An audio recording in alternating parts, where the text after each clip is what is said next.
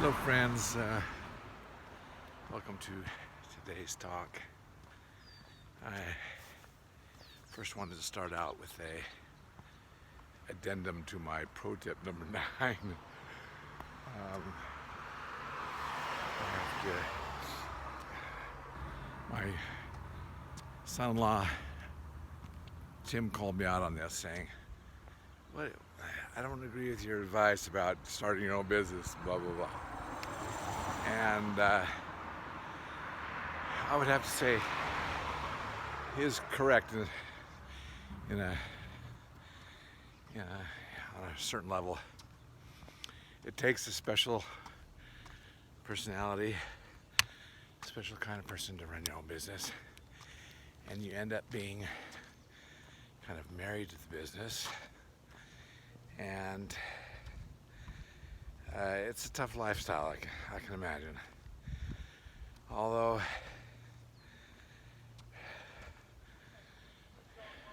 in my part-time, my spare time, I have done a little bit of eBay selling, and while I was not too successful, it was not that stressful for me personally. Of course, I wasn't having to rely on that income for a living, but and then it's a bit about college or trade school or boot camp. He said, I have to disagree with you on those things. While I was preaching against it, I still am against going into huge debt for it, unless you've got some sugar daddy or whatever. But you can, the piece of paper, although the education you get in and of itself is not that meaningful.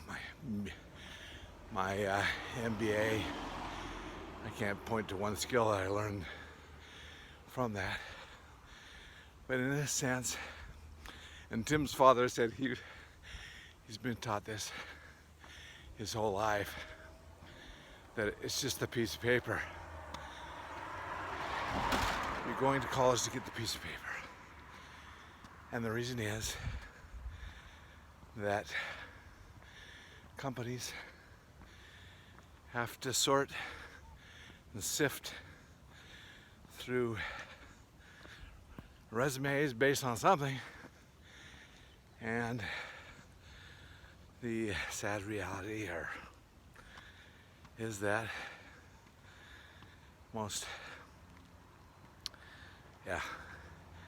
that's all they do. The requirement of the job says undergrad degree or postgrad degree, and that is true. And in my own experience, although it didn't pan out for long, I doubled my salary with my MBA just because, well, I wouldn't say just because, but partially because I had the piece of paper. And in people's minds, higher salaries are justified by that piece of paper. So in that sense, I would have to agree with my son-in-law Tim, and his wise dad's advice about you're going to get that piece of paper. Otherwise, you will be stuck in, low-paying jobs that, like, I think my son-in-law, maybe it was after high school or while he was in college, did some different jobs, rec center, what do they call them, director or whatever. And so if you're like me, you don't want to be married to your job, you don't have a huge passion in one thing that will make you a living, working for a big company is a nice way to go. I mean, there is a certain amount of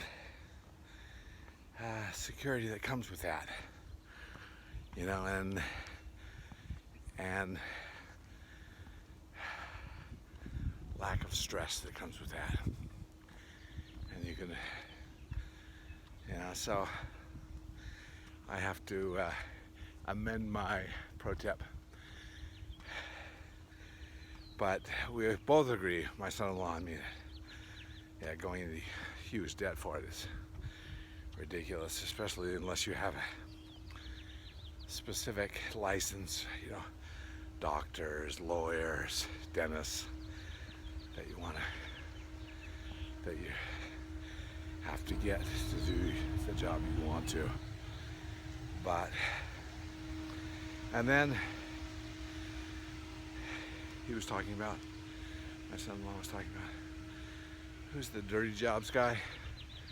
So, you know, trade school is not a bad way to go. Most people are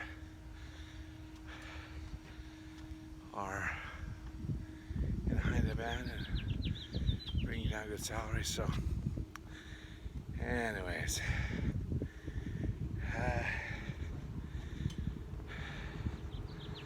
my pro tip. I admit it here, and